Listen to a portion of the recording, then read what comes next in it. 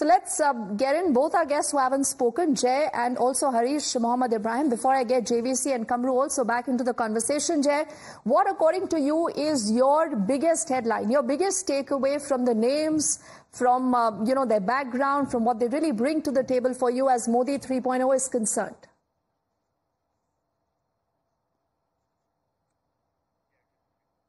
All right, apologies. I think we've just lost that line with Jay. We'll get him back. But Harish, if you can hear me, what do you make of the Prime Minister's message, particularly to everyone who's got to be a part of Modi 3.2? Do you think that really makes matters perhaps a little bit more difficult for the opposition that's hoping that Modi 3.0 is going to be a failure, Sarkar gir jayegi, aap logon ko mauka milega? Harish?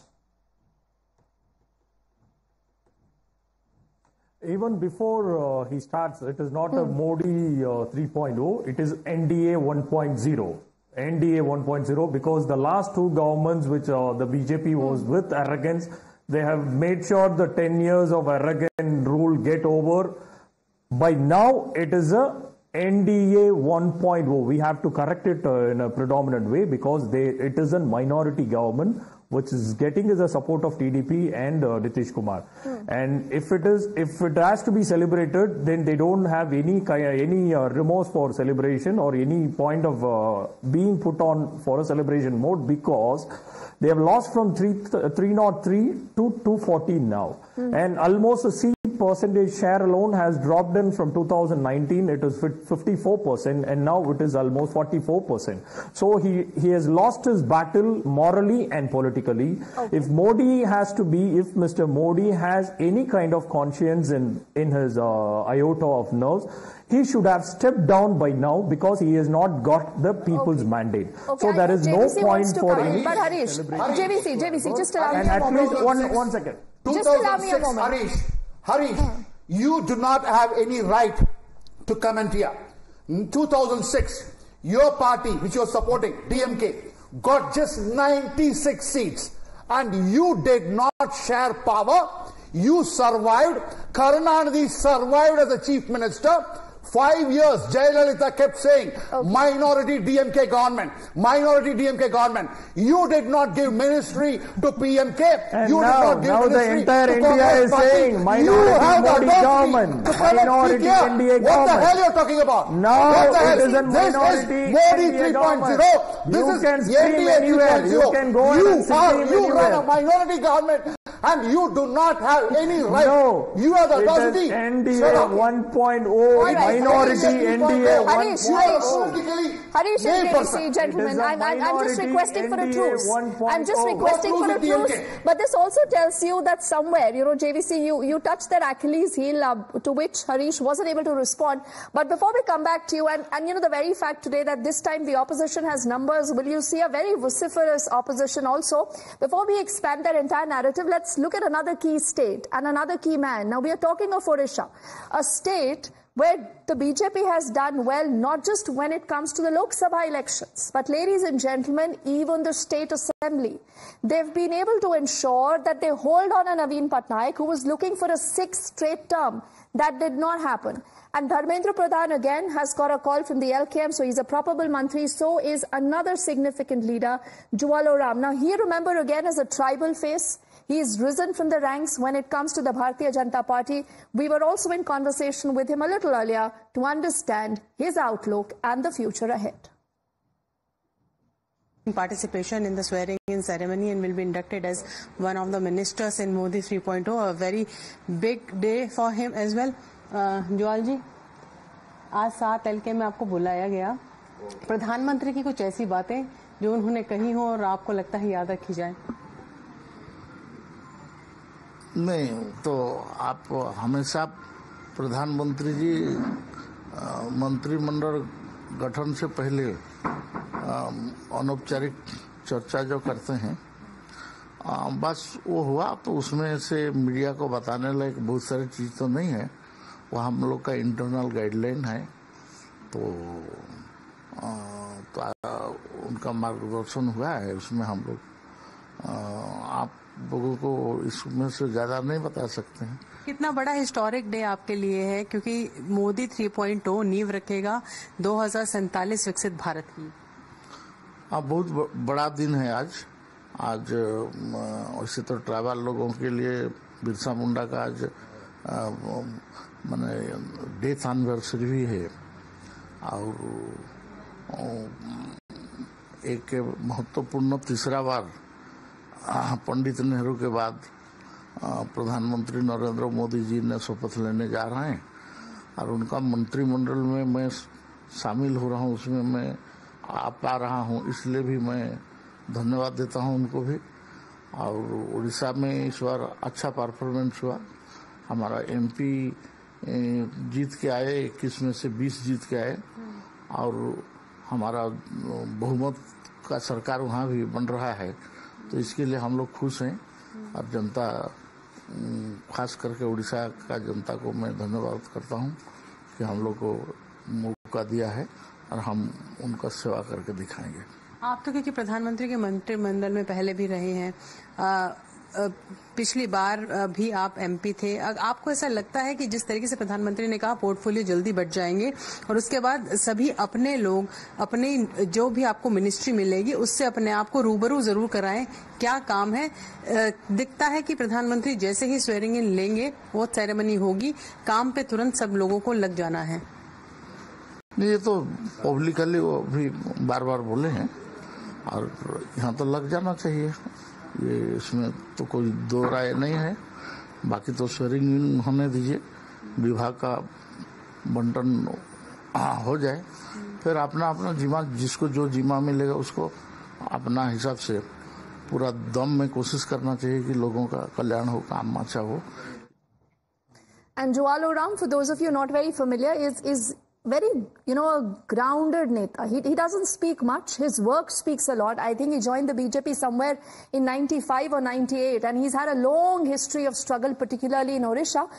Let's move on now to the other key state, another key focus that the BJP has been putting forward for a long, long time. That is Kerala, where you've seen alternate governments of the UDF, the LDF, but this time around, the BJP there, ladies and gentlemen, has not just seen a significant rise in their vote share, but also been able to pick up its first MP from there. That man is Suresh Gopi, needs no introduction, very, very popular. He's done a lot of charity work there, also with the churches. The Prime Minister has also canvassed from, that particular seat a number of times. He's also spoken to the media a little earlier. Listen into what he said when he arrived in Delhi.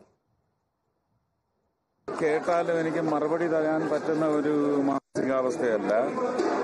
അദ്ദേഹം വിളിച്ചു, നിർബന്ധമായിട്ട് എത്തിയിരിക്കണം എന്ന് പറഞ്ഞ് എത്തുന്നു. ബാക്കിയെല്ലാം ഇനി അവിടെ ചെന്നാൽ എനിക്ക് അത്രേ പറയാൻ പറ്റുന്നു. അതെല്ലാം അവിടെ ചെന്ന് അവർ നിശ്ചയിക്കുന്നത് പോലെ എന്നിട്ട് എനിക്ക് എന്തെങ്കിലും പറയാൻ പറ്റും. അതൊക്കെ നേരത്തെ പറഞ്ഞതാണ്, പക്ഷെ നിശ്ചയം അവരുടെ. കാരണം എന്നോട് പറഞ്ഞ് ഞാൻ തൃശ്ശൂരിലെയും കേരളത്തിലെയും ജനങ്ങളോട് ഉത്തരവാദിത്വമുള്ള ആളായിരിക്കണം പ്രധാനമന്ത്രിയുടെ തീരുമാനം ആ ജനങ്ങളെ കരുതലോടെ എന്നുള്ള രീതിയിലാണ് പറഞ്ഞത്. ഞാൻ അതുകൊണ്ട് പോകുന്നു, അത് പറഞ്ഞതുകൊണ്ടാണ് ഈ പോകുന്നത്. So Suresh Gopi saying that the Prime Minister said, I should be the voice of the people from Kerala. So clearly you're looking at the BJP keeping its eyes very focused, and that is why people say that the larger message of continuity has to be written all over whatever work and delivery is done. I want to see if we can get in Jay here, because Jay, technology has been playing a spoiler for the last many times that I've been trying to come to you. But when you look at the larger message, Jay, at everything that you've seen so far, the names that have come forward, the Prime Minister's message, what is your biggest headline, Jay? You'll have to unmute yourself, Jay. No, just bad luck, sheer bad luck then with Jay. JVC, you get to respond to that. And Harish actually said that, there is nothing that Modi 3.0 needs to be happy about, because there are a lot of challenges, he said. To be elected back again with a majority for the NDA after 10 years of rule. It has been, from day one, Mr. Narendra Modi had been committed that he gave births in the first cabinet to TDP's MP, and he gave him civil aviation. But what's going to be a challenge? What's going to be a challenge for Modi 3.0? Let me put it across two things. Chandrababu Naidu was the first chief minister whom we saw who spoke about information technology development, went all the way to Seattle to bring Bill Gates to Hyderabad. And I have been living in Hyderabad. We know how Hyderabad was before Naidu and how Hyderabad is after Naidu. So the one thing which you associate with Chandrababu Naidu is development. So he is not going to pursue any other agenda as far as this government is concerned other than the development of Andhra Pradesh. Definitely you would need funds. You can't develop without funds. Number two, what would you associate Nitish Kumar with? Nitish Kumar would be associated again with development. Why did he, cut alliance with RJD in 2017 and come to Narendra Modi ji's NDA? Because he said, the kind of pressures I'm put across by Tejasvi and the family, I'm unable to run the government. And Bihar elected Suzan Babu only for the sake of good governance. So two of the biggest people who are holding more than 10 double digits are development men, who are development agenda. As a result of which, this completely goes with the Prime Minister Narendra Modi's agenda of development. So we are going to see a superbly facilitating government which speaks about development, reform, welfareism, development. These are the three pillars on which the government is going to run. Kamru wants to respond to you, and then Harish will come in. Yeah, Kamru. Last word is on me, Harish. Okay, Kamru. Yeah, Preeti, you know what? A very, very startling point that came to my mind, which I believe all of you must have skipped, was the participation of Ajit Pawar faction in this present government.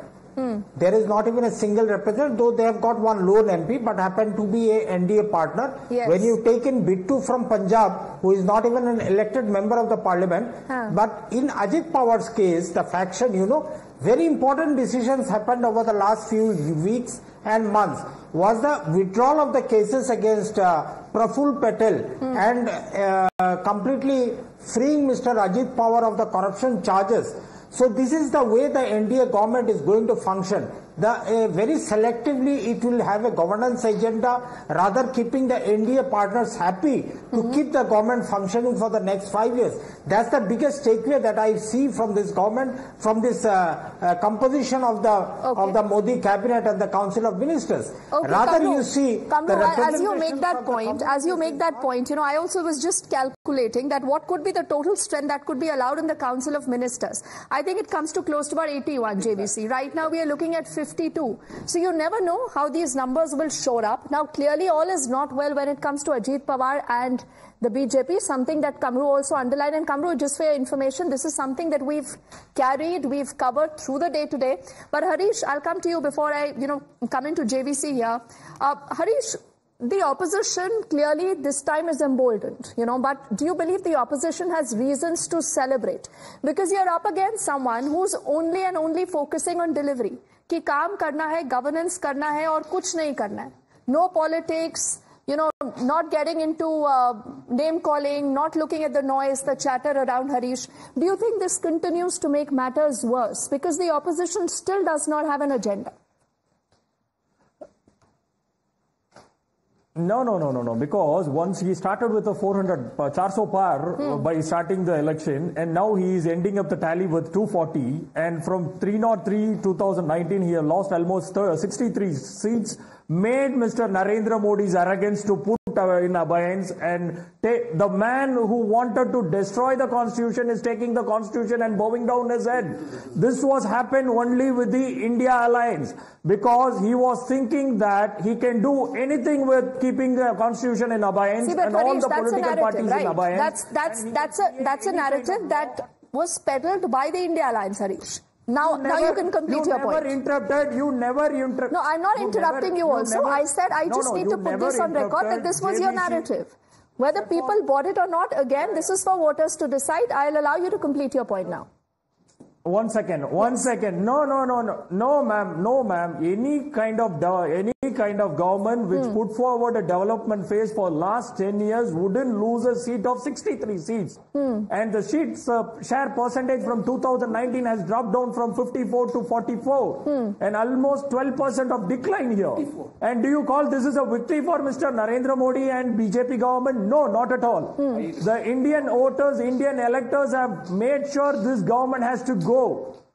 Okay, you're saying the voters ensure that this government needs to go. It was a but with a 240, Harish, how does a government go? I do not understand. 100%. But see, because it's a democracy and it's important we respect and listen to each other's view, Harish. Now let JVC come in. JVC, see there is merit, JVC, in the criticism that the opposition is putting forward. From, not even ensuring that they get a majority on their own. This government today is dependent on allies. The same Nitish Kumar, who possibly was not in the scheme of things for the BJP until recently, to a Chandrababu Naidu who was waiting in the wings, JVC, to stitch an alliance. See, basically, number one, without independents and other parties, NDA pre-poll alliance has won 293 seats, number one. And DMK spokesperson or whoever it is, Arish has to understand that DMK never in the history after 1977 has never ever come back to power. They've lost even the opposition status recognized opposition status in 2011. So such a party should not speak. 54%. When did BJP get 54%? And let me tell you this whole thing. Every place you need to understand. These guys went to home, women to women, gave them a certificate saying that we are going to give you 1 lakh rupees if we come to power to every woman. We are going to give 1 lakh to every unemployed person. Okay. We are going to waive off farm loans. We are going to give 400 rupees as a daily wage. This is the false campaign which has gone on across the country. Okay, tomorrow somebody is going to Supreme Court to file a case against Congress seeking disqualification of 99 MPs. Okay. It is going to happen. Okay, I know Kamru would want to respond, but only for what of time, Kamru. I need to take a quick break on the other side. I allow you a response. This really tells you why, it's just not about what Modi 3.0 is going to look like. It also has to be about the opposition. With whatever MPs the opposition has, with their emboldened strength, will they really be able to be a constructive opposition? So all that and much more is what we'll keep our focus on as our non-stop rolling coverage here on Times Now continues.